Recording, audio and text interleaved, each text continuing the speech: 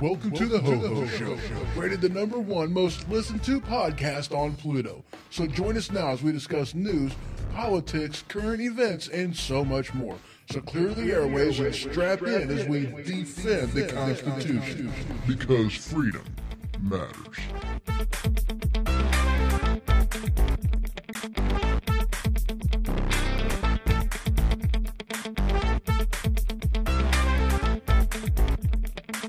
Broadcasting live from the Cottage Studio. You can check out my website, thehohoshow.com. I'm all over the place on social media and a proud member of Weaponized Sloth Productions. So welcome to the Ho Ho Show, and as always, I am your host, Ho Ho. Oh yeah.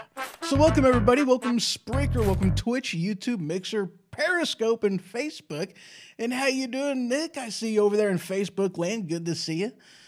So, yeah, welcome. And welcome.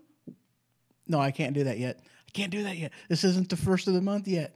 Oh, man. News, though. News on that. Everything's up and going. I think it's even working properly, I guess. I guess it's working good. It seems like it's working fine. So, I'll tell you what. It's been a couple weeks. It's been a couple weeks. Life has happened, but things have been going on. I'm happy. I'm excited about things. Very, very good. And happy almost New Year, by the way, too. Right around the corner, just a couple more days. Tuesday, I'm excited. Good times. Yeah, let's do this. That's right, man. I tell you what, dude, we got all kinds of things to talk about. Got the, some gun laws. Going to be talking gun laws. Going to be talking General Mattis's resignation. Going to be talking some border wall stuff. Just all kinds of stuff going on, man. I tell you what, things, as far as I'm concerned, things are not looking good. Things, for the Second Amendment, for the Constitution, things aren't looking good. You'd think these people that we elect in the office would take their obligation and their oaths seriously, but it appears as though they're not. They're not wanting to do that. I don't know why. I don't get it. So I guess we should just dive right into it, Might as well. So there has been some stuff going on over in Pittsburgh. Actually, Pittsburgh, Pennsylvania, some stuff going on over there.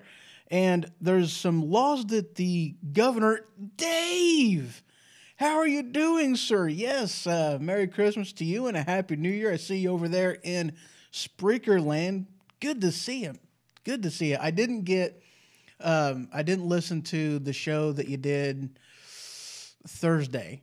I didn't listen to that one. I did listen to the one you did the previous day on Wednesday. Good show, by the way. But yeah, I didn't catch the one that you did on Thursday. I had to go to bed, had to wake up early. It was horrible.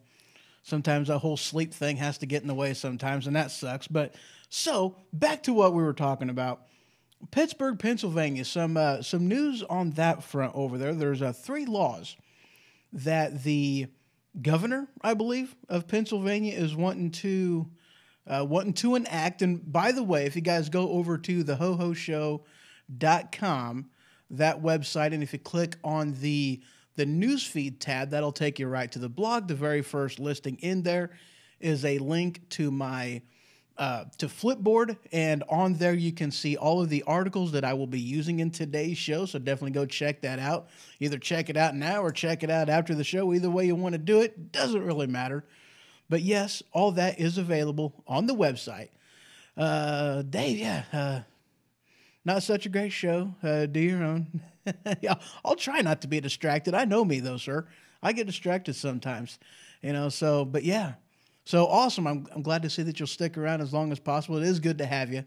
Very, very good. But Pittsburgh, Pennsylvania, he's wanting to do 3 different laws.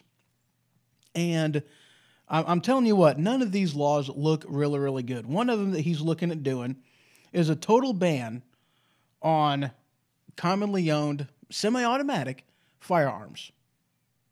Another one is a ban on accessories, commonly owned accessories like butt stocks, folding stocks, stocks that have the thumb hole thing in it, pistol grips, just mean-looking guns. And another law that he's looking to enact is confiscation of firearms without due process.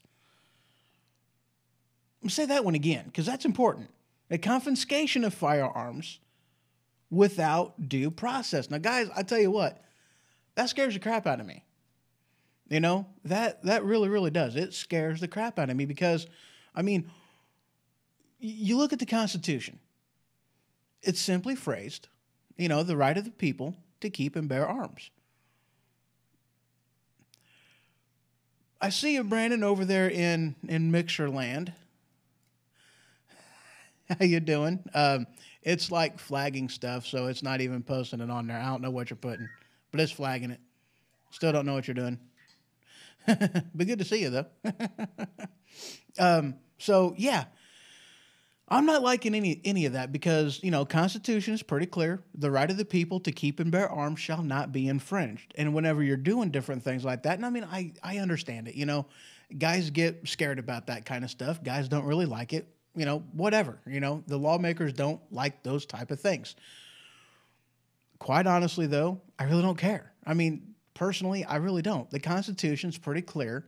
Whenever, I mean, if you have any ideas, if you have any hesitation on it, if you question our founding fathers' motives on why they put that stuff in there and what they were wanting to do, what they were putting in there, well, I recommend that you read the Federalist Papers, you know, because it's pretty clear in the Federalist Papers as far as what their intent was, what they were going for, and it puts a lot of explanation in there. The Federalist Papers is a very good tool. It is it's things that were written back and forth between various people. It is, you know, some of their memos, different things of that nature. I mean, there's a lot of information in there. Hello, Howard, over there in Facebook land. Good to see you. Man. Okay, over there in Mixer, there's just all kinds of stuff getting removed and flagged and whatnot. That just cracks me up. So, yes, Mr. Howard, good to see you over there. But, yeah, so that, you know, the Federalist Papers, that, you know, that's all you got to do in order to know what the heck these guys were thinking. Just look at it, read it. You know, don't let somebody tell you what their intentions was. Don't let somebody tell you in one breath that, you know, the First Amendment applies to something like this, but the Second Amendment only applies to muskets. Yeah. You know, and actually that's the thing, though, with this law, that's going to even not allow people to use muskets, which is hilarious because that's one of the things that the right tries to throw out there that, you know, that the Second Amendment only applied to muskets and hunting and whatever. It's like, no, that's not really the case. That's not exactly true. You know, simply put, okay, let me tell you a story. It's a good story, too. There was a cargo ship way back in the day, cargo ship. And they were having issues with pirates, with people wanting to take their goods, hijack their ship, you know, things of that nature. That's what they were doing. See, Steve, dude, check what I just tagged you in on Facebook. It is hilarious. Is it hilarious or is it hilarious? I got to know these things, Mr. Howard. You definitely got to let me know. But anyway, this, you know, the ship, okay, they were...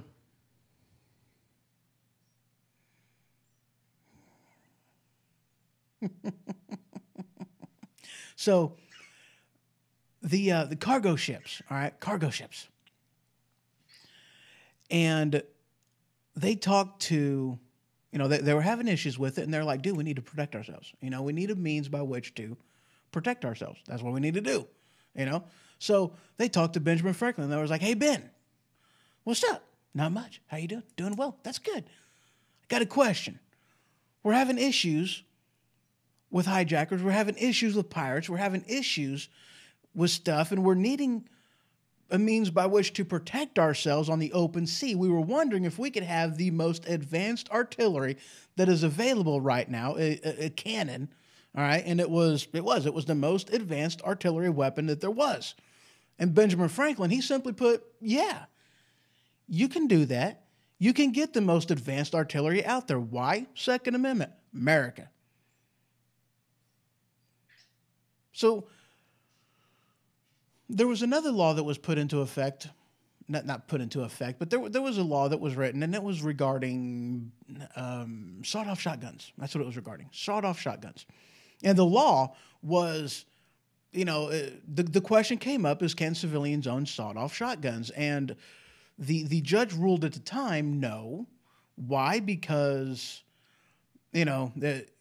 because the military does not have those type of weapons. Therefore, since the military does not use a sawed-off shotgun, a shotgun that is modified in that particular way, then no, you as a civilian cannot own it.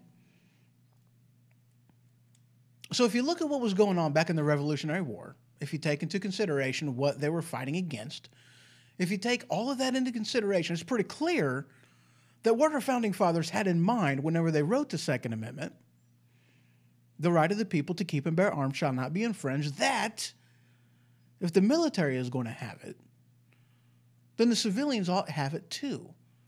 Because how can the civilians stand up against a tyrannical government if they are not armed to do so? Because let's face it, that's what the Second Amendment is put there for. It is to protect us not just against robbers and thieves, to protect our homes, to protect our families, to protect our stuff. We have it to keep the federal government in check. Because the government, the federal government, as says the Constitution, does not rule over us. We rule over it, the government of the people, for the people, and by the people. Nick put in here, oh, wait, dadgummit, it's not going to let me scroll up. Okay, so our rights will be infringed on bearing arms because the final war is coming. The cyber war is near. There's a war on the way, and they want us helpless. Never turn your back on the government. Stay prepared. Sorry, my phone is lagging. Yeah, not a problem. Not a problem, sir. You got a point. I look at it as we are in a soft civil war right now. I say soft civil war because it's not something that is being fought in the battlefield, but it is something that is being fought in Washington. It is something that is being fought, it's something that's being fought in, with the hearts and minds of people. It's something that's being fought in, civil rights. It's something that's being fought in all that other kind of stuff, So, it's being fought, but it's not an active war. And I tell you what, I don't want it to be. I really don't. Laws only apply to those who choose to follow them. Criminals don't care. Exactly right. And that is a point that I'm going to bring up later, Nick. That is definitely a point that I'm going to be bringing up later because, with all the gun laws that they put out there right now, think about it. How many of these, how many of these mass shootings, that they want to call mass shootings, how many of these shootings was done where it was okay for them to do it? None of them. Most of the time it was done from somebody whom, it wasn't even legal for them to have a firearm. Most of them, the laws that were already put into place would have stopped if it was followed through with, if it was enacted upon, if something was done as it was supposed to be as per the law that is already written, if it was done, which has happened several times, by the way. We don't need another law restricting a law-abiding citizen's right to keep and bear arms, which we have. The laws need to be enforced. Why write another law that isn't going to do anything besides keep guns out of law-abiding citizens? Why do they keep wanting to expound and expand and do things that, okay, let's just put it this way. Guys, it's not a gun problem. We don't have a gun problem. We have a people problem. We don't have a gun problem. Absolutely. Let's see. Laws only apply to those who choose to follow them. Criminals don't care. Oh, yeah, I read that. Yeah. But yeah, criminals, they don't care about the laws. That's why they're criminals, Most laws that were written on there, they've already been ignored. Okay, look at gun-free zones. What do you think that sign is going to stop a criminal from going in there with a gun? No. all it really does is tell him that if you go in there with a gun, you're not going to have anybody really standing up against you with a gun. You're free and clear to do what you want to. That's all you're really telling him, you know? Yes, Dave's Fit Life puts in here over there in YouTube land, and good to see you, sir. He says, absolutely true. It's a people problem. And it is a people problem. You know, I mean, it's very much a people problem. I mean, we have people out there that just don't value life. They don't value their own life. You know, they are detached. And that, in a lot of ways, I think is pretty much what the problem is. You know, it's a psychological thing. You know, it's not a gun problem. It's a people problem. So do we really need to get guns out of the hands of the people in order to fix the problem? No. Take a look at what has gone on over in Great Britain, the UK, I think. You know, they put a ban on guns, and then they're like, this isn't working. We got to ban knives now. And now you got boxes of bins to put your knives in because, we can't allow knives. Obviously, it didn't, banning guns didn't do anything, so we got to ban knives. Fun time. And you're right, common sense. That's a common sense thing right there, but it's not so common. Unfortunately, it's not common at all. Let's bring back corporal punishment. Dude, I absolutely believe in that, There's a few things that really did a lot to... that was negative, Say what you want about these three things. I don't really care. Taking away prayer in school, if you're a Christian. Making it to where you no longer have to say the Pledge of Allegiance, which I kind of liked. I thought it was important, And then taking away corporal punishment, Taking the power away from the teachers to keep the children in check.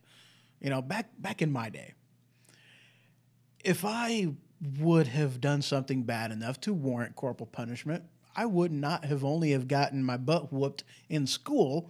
I would have got my butt whooped at home probably twice. Absolutely. And you know what? Deservingly. Absolutely deservingly. Nick put an excellent point in here.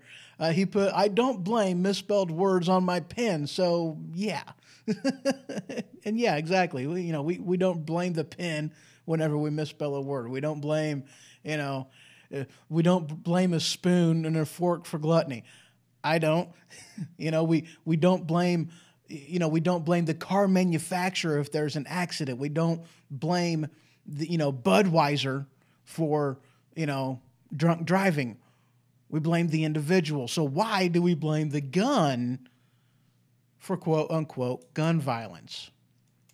And again, I consider this common sense. I consider this, yeah.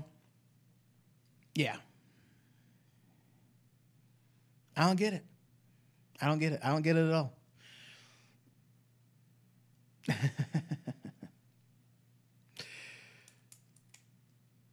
Now, so Steve put us in here. He said the pledge should be in school, and he said I ain't religious, but if you want to pray, go for it. Just no need to shove it down my throat. And exactly, that's the thing. Take religious out of the Bible. Okay, the Bible is an awesome teaching. It's an awesome book for teaching. Okay, but I'm not going to go down this road. So don't worry, you ain't in for a preaching teaching. It's just an aspect of take God out of it, take religion out of it. It's a good book for teaching morals, teaching values, okay? And case in point, one of our founding fathers stated, I don't remember exactly which one it was, but he said, our Constitution was written for a religious and moral people. Of all others, it is wholly inadequate. And take a look at what's going on in our society nowadays. They have removed God from everything, and what do we have? I think the evidence kind of speaks clearly. Kind of speaks for itself,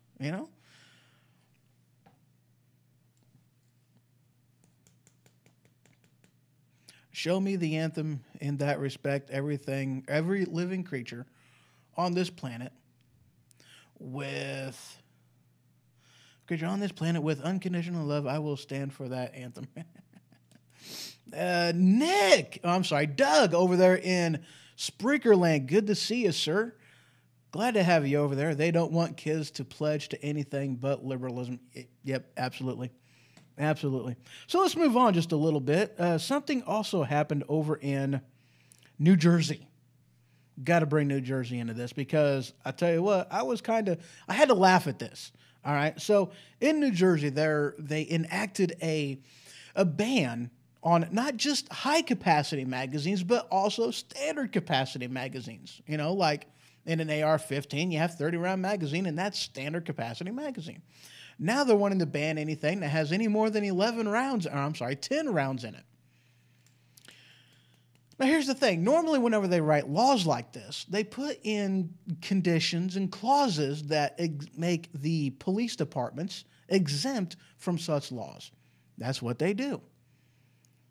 Well, this time, the legislators did not make such a clause in the law, making it to where the law enforcement agencies, police departments, state police departments, local police departments, all police departments had to abide by this law.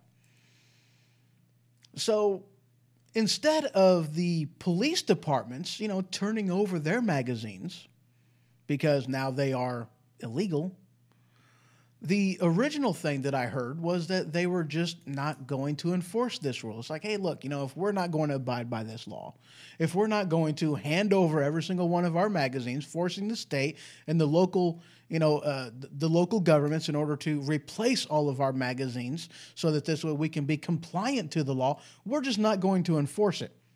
It kind of sounds like doesn't pass the sniffer test, guys. This does not pass the sniffer test. And yes, Howard puts in here, fair is fair. And absolutely fair is fair. That's what they should be doing, But they're not going to abide by this law. So they're saying that, since we're not going to abide by this law, we're not really going to enforce it. They're going to treat it much like the seatbelt law was treated whenever it first came out. You can't just pull somebody over and give them a ticket only for not wearing their seatbelt, but they can tack it on as a lesser crime to something else that they do, like speeding, running a red light, different things of that nature. So that is the direction that they decided they were going to go with this. So now I was reading, let me get in here. I'm getting in here. I clicked off of this and I did not mean to. I apologize. So New Jersey, this is actually from Breitbart News. Well, that doesn't work. There it is. All right. New Jersey State Police refused to rule out house-to-house enforcement of high-capacity magazine ban. What? Yeah.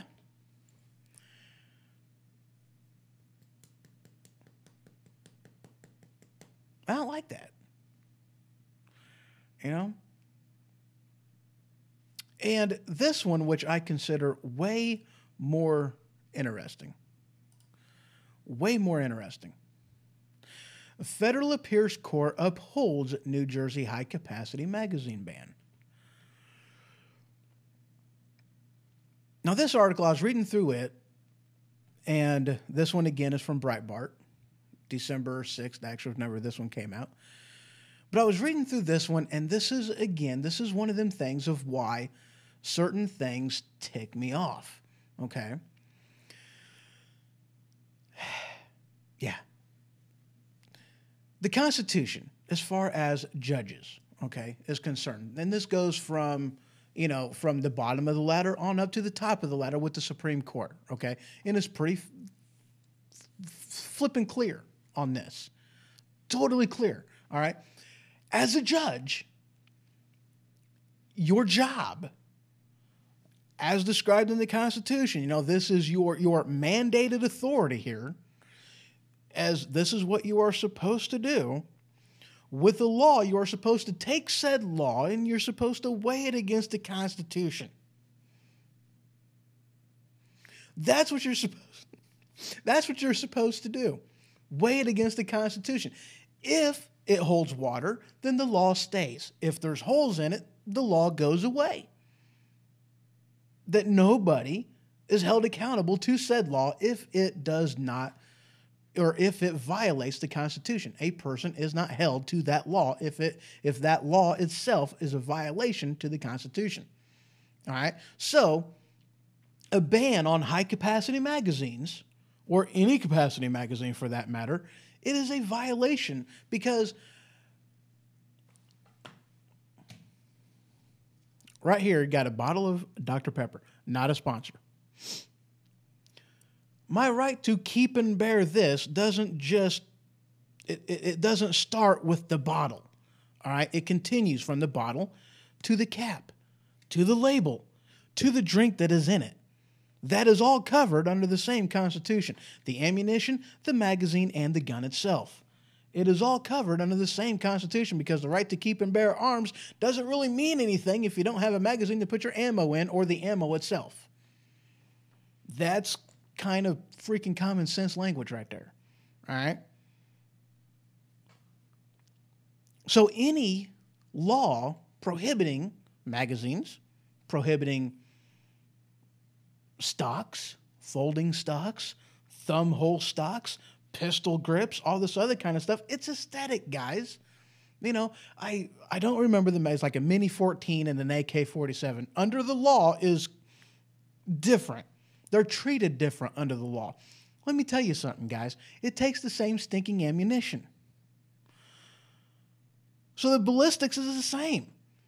If this gun and this gun is treated different under the law, but yet takes the exact same ammunition, has the exact same lethality. Is that a word? I don't think that's a word. I think I just made that one up.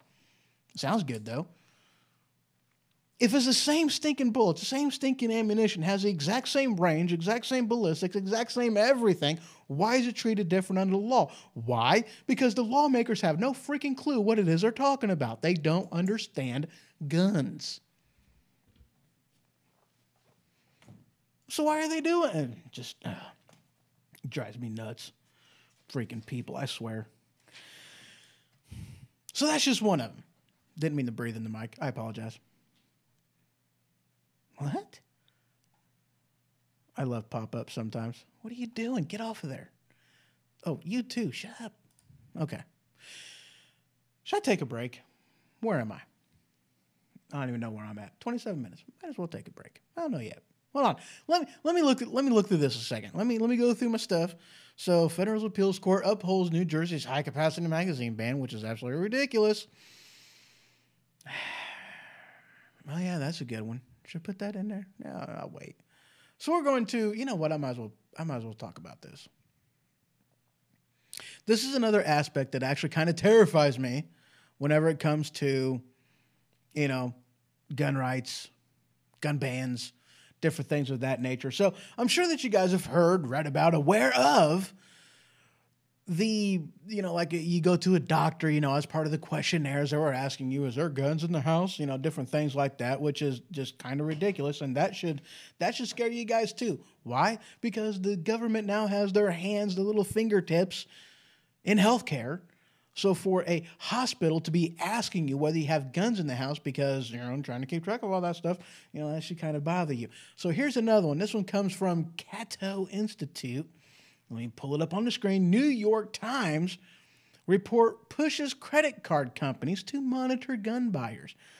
I don't really like that either, you know. I'm not a fan.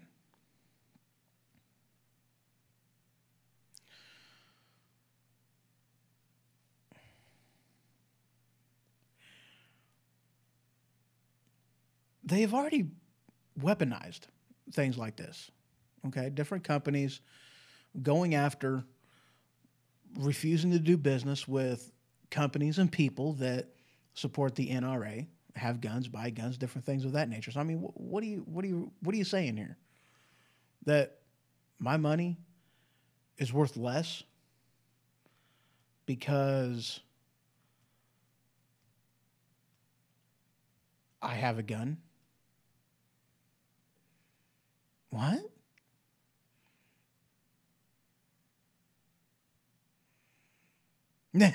Steve put in here, I wrote on that questionnaire that it isn't any of their stinking business if I have guns or not. And Exactly.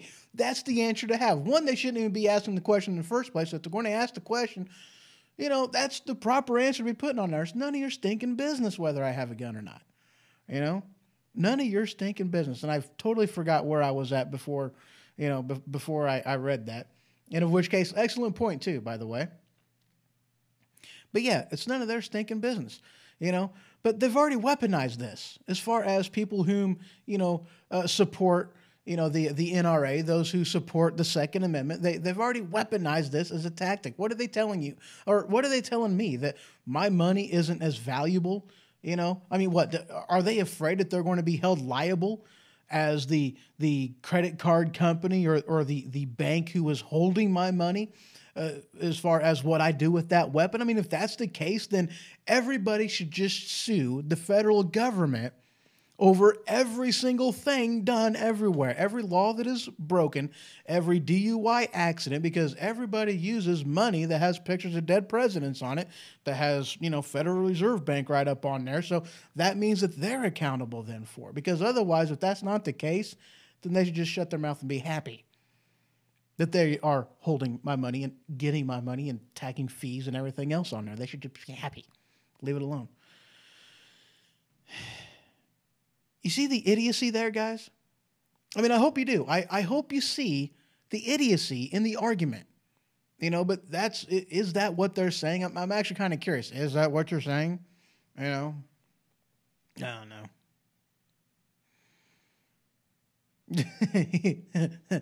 Sorry, didn't mean to give you a Dave moment. It happens all the time. I got to put in here. All right. Squirrel. Buddy of mine, he's named his favorite squirrel Dave. I don't know why he named his squirrel Dave. It was kind of a Dave thing to do, Dave. But that's what he did. So that's what Dave moments are. Just had to tell you that. Dave moments. All right, now I am going to be taking a slight little bitty break. And really? Okay, good. Just played the staking music, and then it decides it's going to, just go, next song, please. That's what it decides to do to me. I hate it whenever that happens. I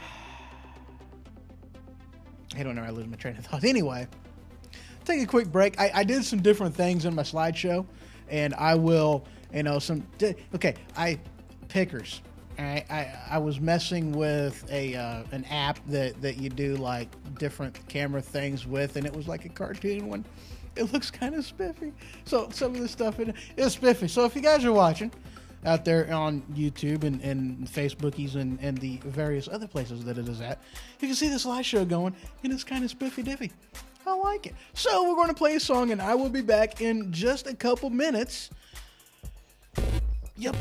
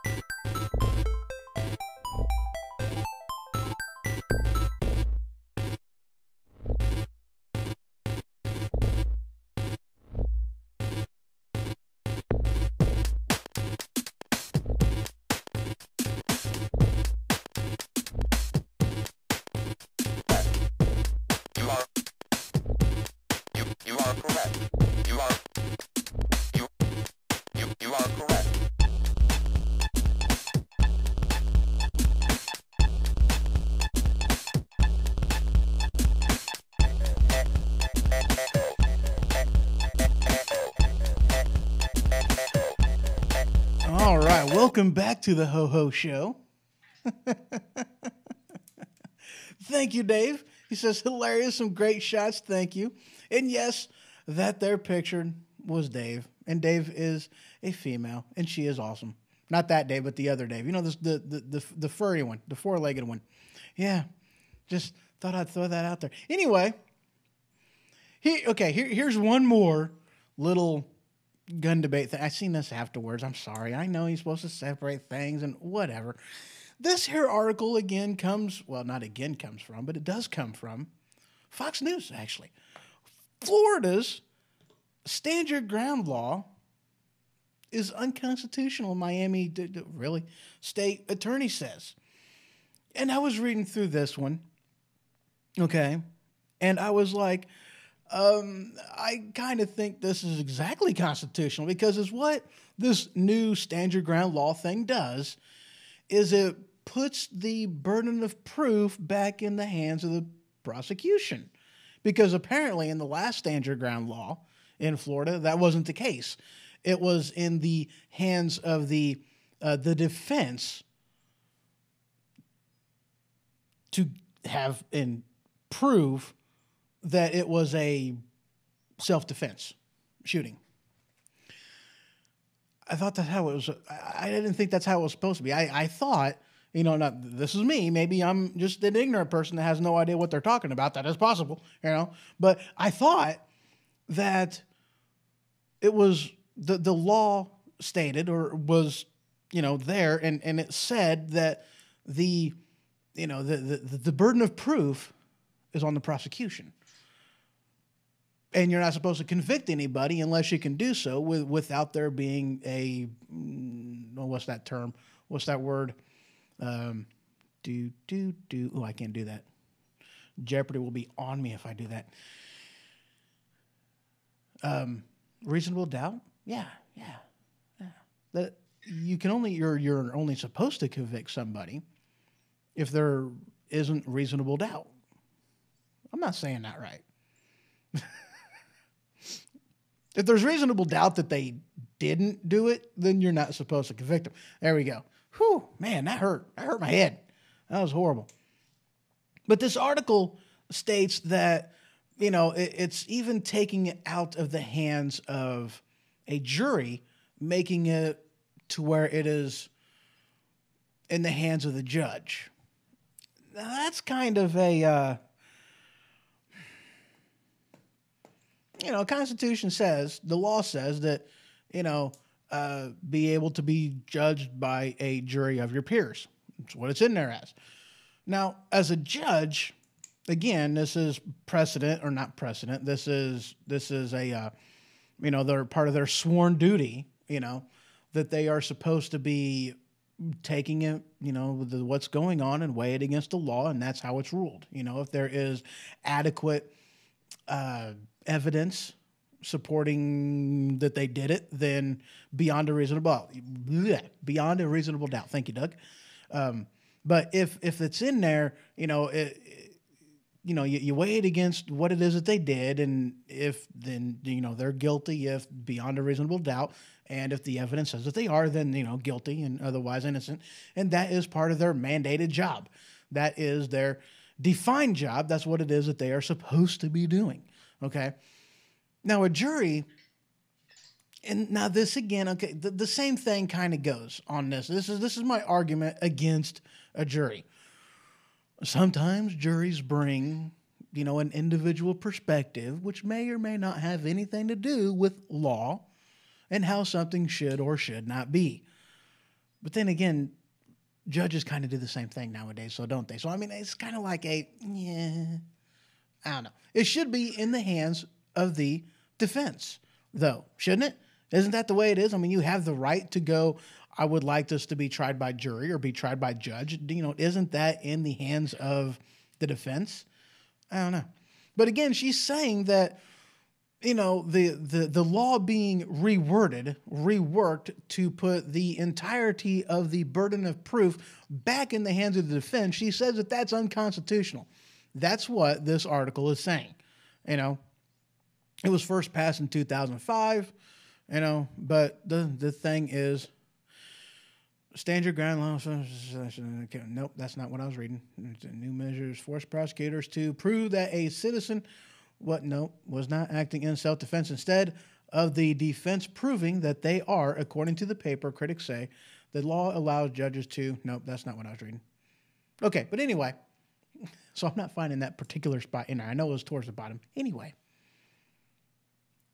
I thought that was constitutional, though. I thought that the burden of proof was and should always be in the hands of the prosecution, not the defense. But the old law was, it was in the hands of the defense, not in the prosecution. Now they kind of redid that. And so there we go. Moving on. Moving on. Oh, yeah. The next thing I was wanting to talk about today was the resignation of the Secretary of Defense, General Mattis. That was the next thing I was wanting to bring up. So this is all right, this is bad. Okay, this definitely, I don't like this. This is bad. I really don't want him to really step down. I don't. But why is he stepping down? There's been people that's been asking that question. Why is he stepping down? Well, he's stepping down because bottom line is, he does not want to have any part in what President Trump is about to do. Okay? Now, I'm kind of, I don't like the idea of American troops being sent everywhere to police the rest of the world. I don't like that, and I'm just going to be honest with you. I don't, I'm not a fan of that, But on the other hand, if we have made an agreement, if we have, stepped into certain places because we were needed, we were asked for, and we gave our word that we were going to be there and help and heal and grow and fix and help, then we have an obligation to uphold our word and do that. And that is basically what General Mattis is angry about, is that he feels as though President Trump is, yes, he may be following through on a campaign promise to bring the troops back home and to get, bring the troops out of Syria and some of the other places that we're at. But is it the smart thing to do? Let's have history be our guide. I mean, isn't that what intelligent people do? They look at history and they say, okay, this is okay to do, or this is not okay to do. We berated, we criticized, we put the formation of ISIS solely in the hands of President Obama because of his pulling out. And now, for the same, President Trump is now basically doing the same thing, and with the pullout of Syria, and it's going to cause the same thing. It's going to cause, a vacuum. And somebody is going to step in and fill that vacuum. Who is it going to be? Is it going to be China? Is it going to be Russia? I mean, they support the United States pulling out. Of course they do, because it allows them for a power grab in Syria. Of course they're happy with it. But you also have that potential, the opportunity for ISIS to get in there, to strengthen their base, to expand their operations, to grow in power. Do you want that too? A lot of us didn't have anything good to say about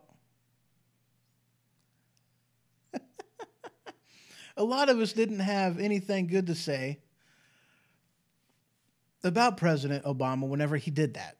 Hey, you created a vacuum. You were the one who did this. This is your fault for what's going on, A lot of us had that same view on Obama whenever he pulled out. Isn't the same thing possible with Trump? And General Mattis doesn't want to have anything to do with it. That's why he's backing out. He's like, I disagree with what the president is doing. He was very diplomatic in his resignation letter whenever he wrote that. I did read that, heard it, read it. He was very diplomatic in it, and he didn't really state clearly exactly why he was doing it. It was kind of you got to read between the lines to know what it is that he's saying, But bottom line is, he doesn't support Trump and what he's doing, and General Mattis isn't going to have anything to do with it. Now, there may be people out there that want to justify what he's doing or want to say that, President Trump, he's got something in mind, that he's maybe he's going to be doing some huge show of force before the pullout. Maybe he's just doing this in order to, see the temperature of the water, see what's going on, whatever the justification may be. I'm already hearing that kind of stuff, but I can't really say as if that's what I think President Trump is doing. For one simple fact, General Mattis would not be resigning. He wouldn't be resigning at all if that was going on. If it was, if he had something planned, if he had something going on, if President Trump had a thought going on back there to eliminate the enemy, and maybe it was going to be a diminishing of the troops after that, then I really can't say as if I would see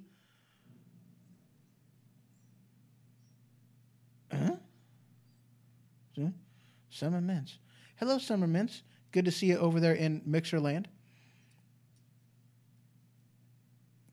Steve says, "Man, I'm proud of you. Why?" I'm kind of curious. Oh, is it because I've been saying President Trump instead of just Trump? So that could be. Anyway,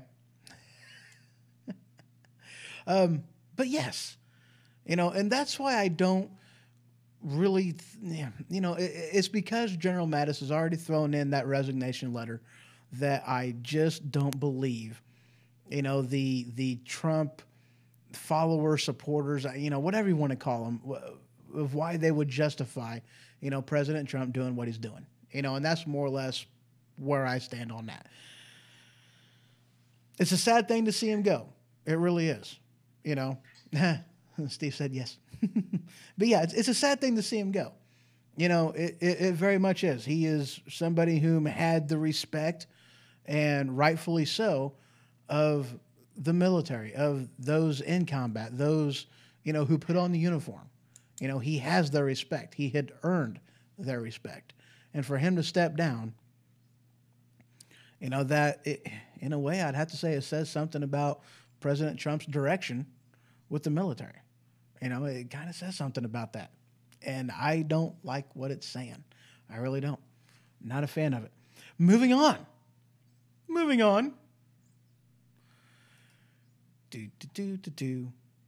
Oh, yeah. Border wall. I love border wall. We're talking border. Yeah, we are talking border wall.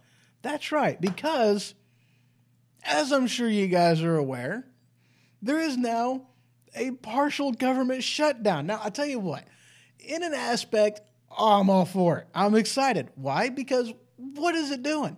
It's shutting down the unessential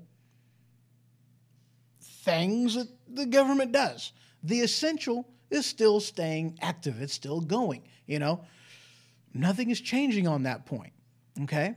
But the non-essential government agencies, non-essential government employees were sent home. I kind of like it whenever the non-essentials are no longer going on. I kind of like that. I like that a lot, because government is doing far more than what they really should be doing. I mean, let's face it, guys. I mean, come on.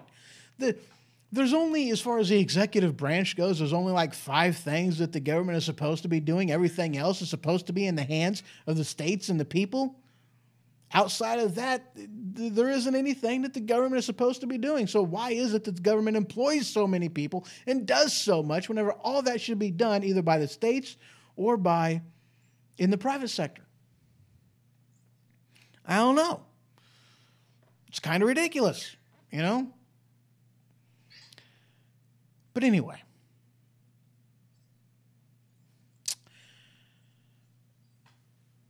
there's a lot of stuff that's been said on this. Quite a bit of stuff. All right. Lindsey Graham? Yeah, Lindsey Graham and Pelosi. All right. This is pretty interesting, okay? Lindsey Graham, here's this article. Okay. Lindsey Graham. Now, this is actually kind of hilarious to me. This is out of the Daily Caller, by the way. Let me pull that up, and this way you guys can see it. The Daily Caller headline, Lindsey Graham writes an open letter to Nancy Pelosi about the border wall. Now, this cracks me up. Is this an open letter? No, it's a tweet. Are you kidding me? Since when is a tweet synonymous with an open letter? Whatever. Nancy Pelosi and the House Democrats, no wall money, no deal. You know, and this is something that's actually kind of interesting because I'm kind of surprised and impressed, actually, that Lindsey Graham is taking this step, that he's taking this stance, that he's putting his foot down here. He's basically telling the president, I want you to dig in. And, well, okay, I'm not going to do this quote justice, so let me just find it.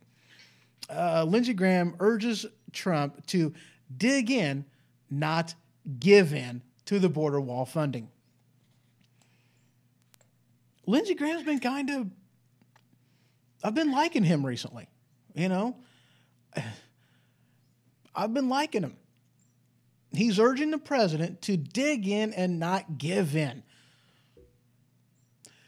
Now, for those of you that think that the Democrats are, you know, that they're taking a moral high ground to this, let's take a look at the Christmas vacation, okay?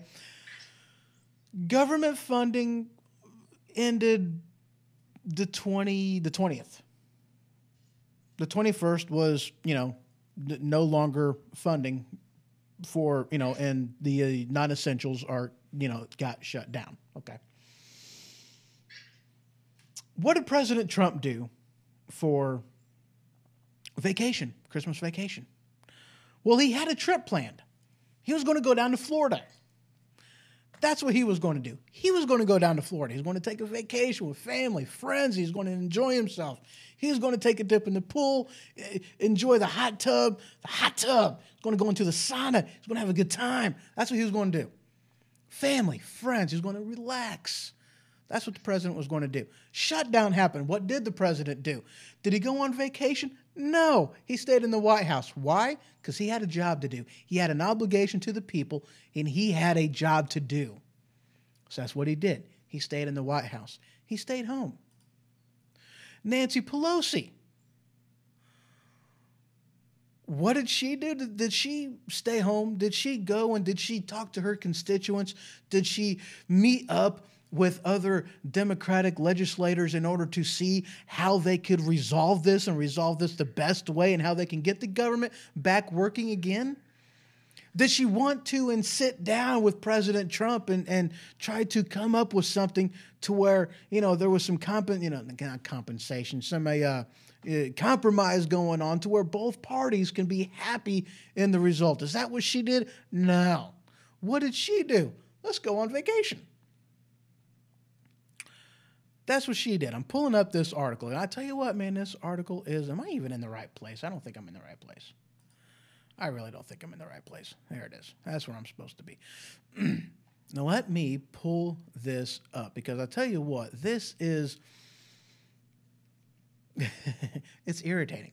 You know, when you really stop and think about it, when you really take a look at it, this is very irritating.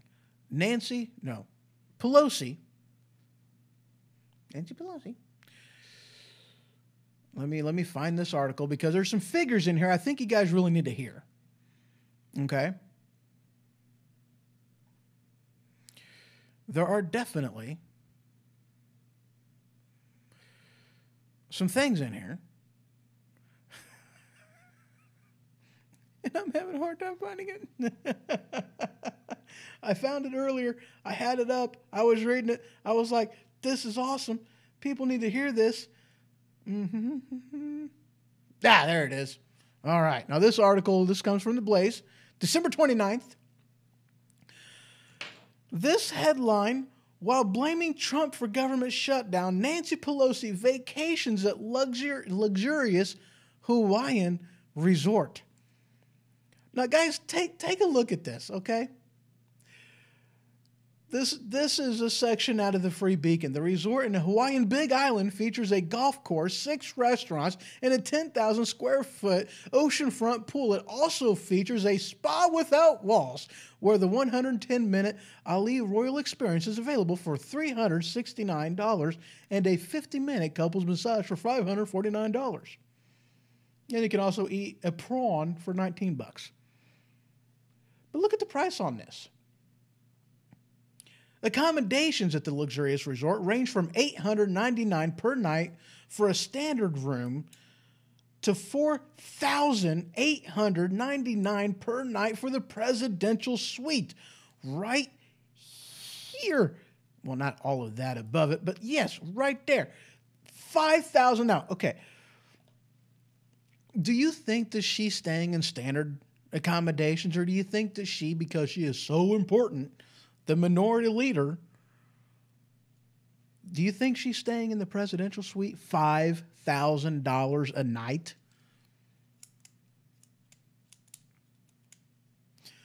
While non-essential government employees are sent home for the holidays, Nancy Pelosi spends $5,000 a night at a luxurious Hawaiian hotel. News at 11. Are you kidding me?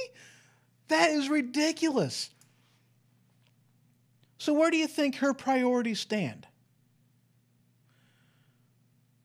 I mean, the bottom dollar is she is going to Hawaii, spending $5,000 a day. Minimum, I am sure, because I don't see her sitting anywhere than the presidential suite. $5,000 a night. Now, of course, I know that it says $4,899. That's $4,900 to those who don't really care about the $1 bill of Washington.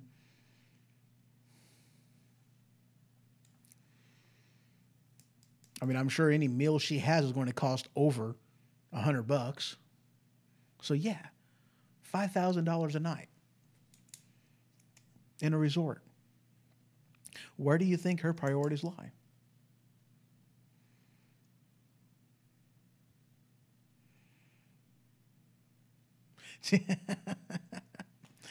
Yeah, no, I don't want her staying in my house.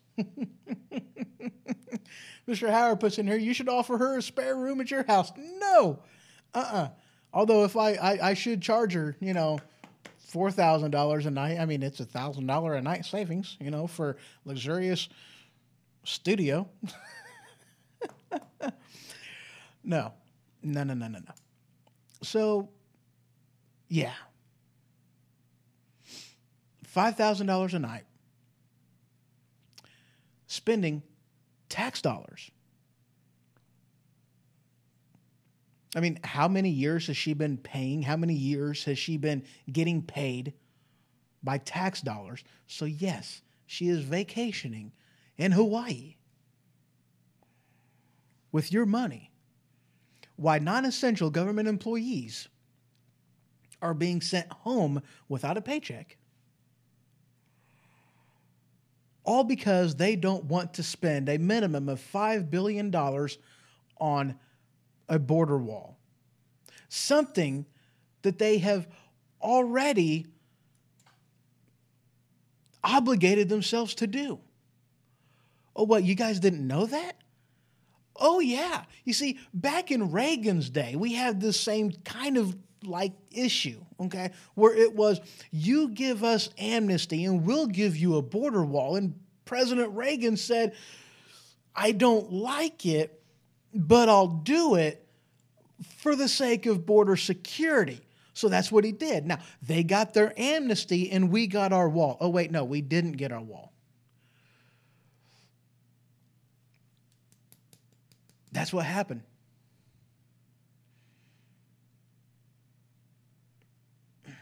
And Andy, yeah, pretty much. He says your government is a joke. There are times I wonder. It was made good. Best of intentions. It's just been kind of nitpicked. Stuff taken out and stuff thrown in that really shouldn't have been. But that's what was done back in Reagan's presidency.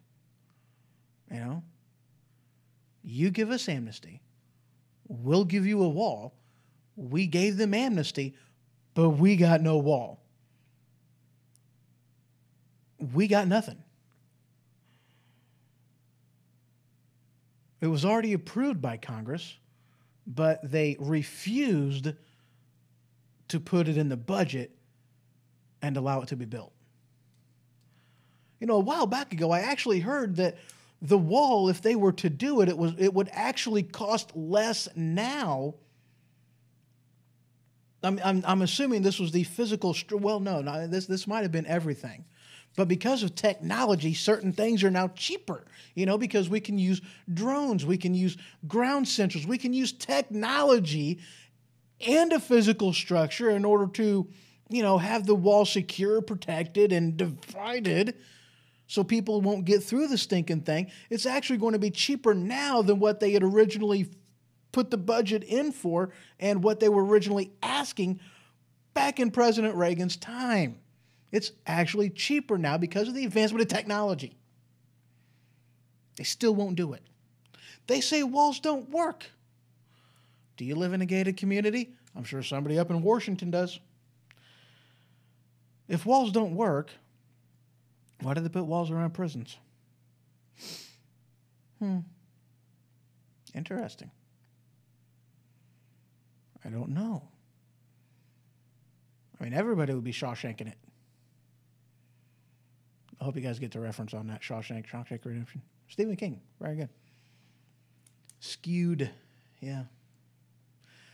Really? You're throwing that word in there? Skewed, sir? Mr. Hauer? Skewed? All right. You know, that's really all I had. Let me check my notes in here. Let me see if there was anything else. Oh yeah.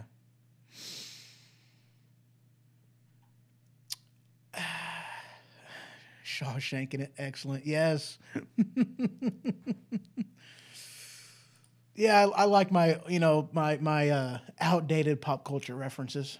Although it's not really outdated. I mean, I know I'm 40 now. I still don't think of myself as that old. I seen a meme the other day on Facebook, and it was, you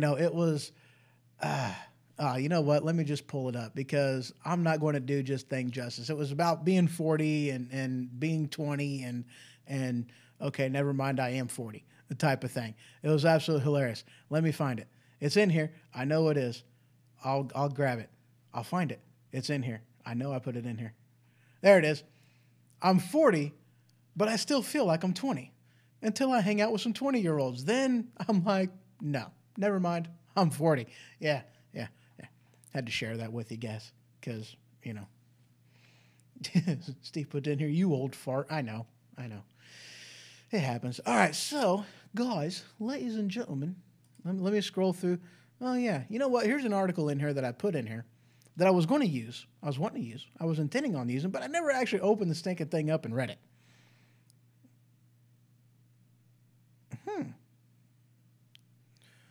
Ew.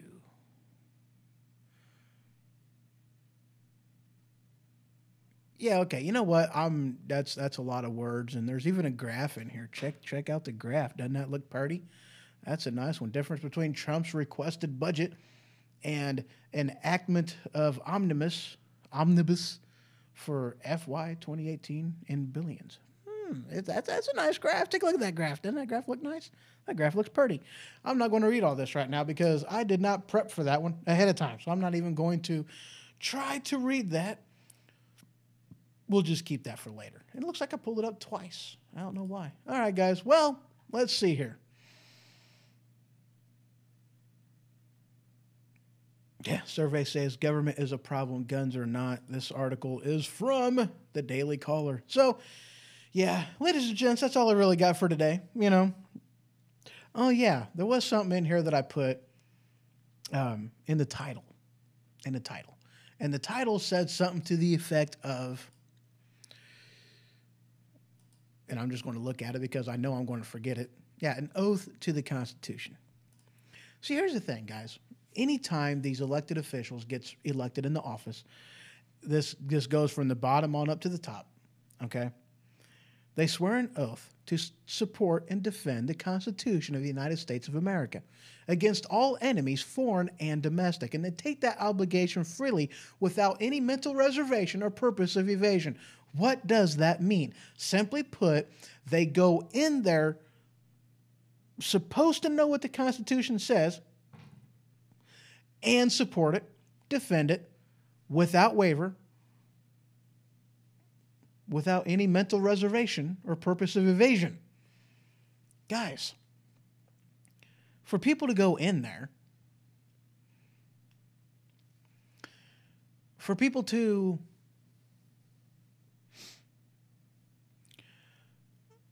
go in there with full intentions to say gun ban, with full intentions to restrict the Second Amendment, restrict the First Amendment, to restrict any amendment. That's not okay, guys. It's a violation of their oath of office. Is it not? I think it fully is. Because until they, I know this is funny, until they change the Constitution, they cannot, it's a violation of the oath to go against it. Which is actually kind of hilarious, because if they're going to go in there and change, especially a fundamental aspect of the Constitution, then that's a violation of the Constitution before that they even change it. That's hilarious. I'm writing ho-ho in on the next ballot. Oh, heck no, sir. No. I mean, yes, I'm old enough, but no, I don't, You can't make me. You can't make me at all.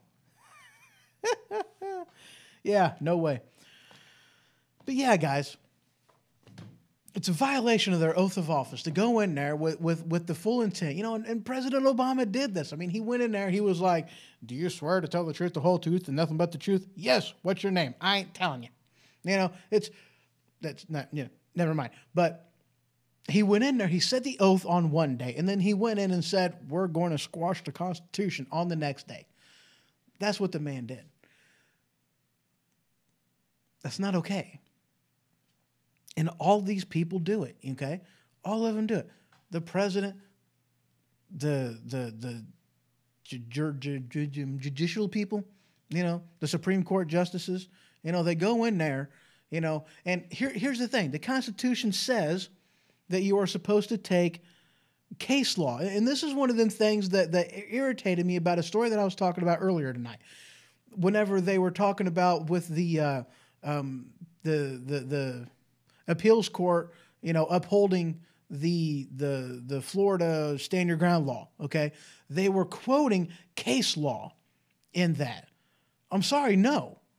Case law has nothing to do with the Constitution.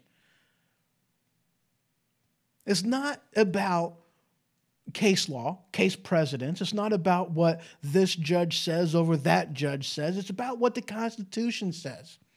It's that simple, guys. It's about what the Constitution says. And the Constitution says that this person has to have, you know, this is what their job is and their job isn't to change the Constitution. Because, I mean, think about it. How ridiculous is that? You know, this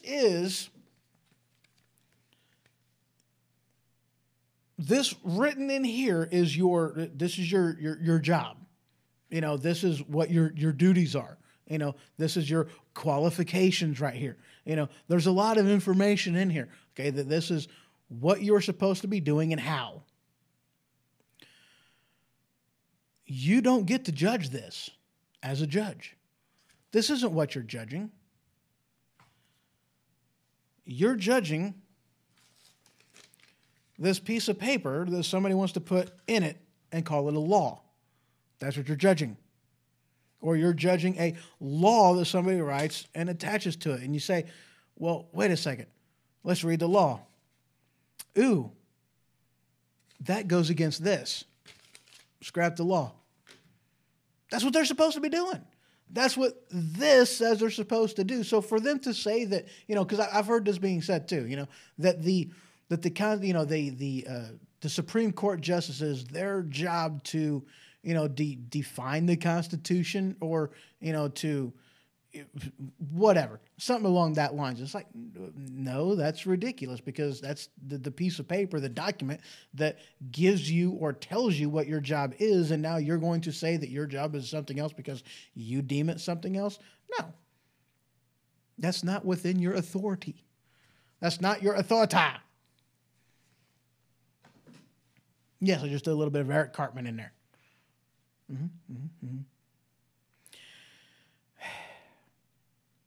Well, ladies and gents, that's all I got for you. These are the things that I find irritating.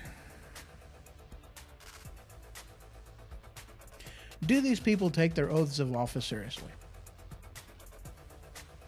I don't think they do. Do these people take their obligation to the people of whom they are beholden to?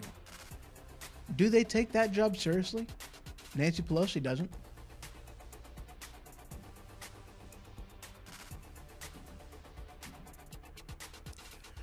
And if our job as the people is to keep... Hello, Matt Zombie. If our job as the people is to keep the federal government in check, how can we do that if we're not equipped to do it?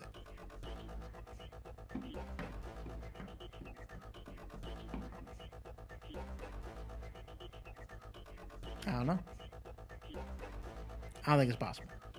Well, guys, I do thank you guys very much for joining in. I thank you for showing up. I thank you for participating in the chat rooms. And thank you all for showing up. I do appreciate it. And until next time, Monday, we're talking on the movie review.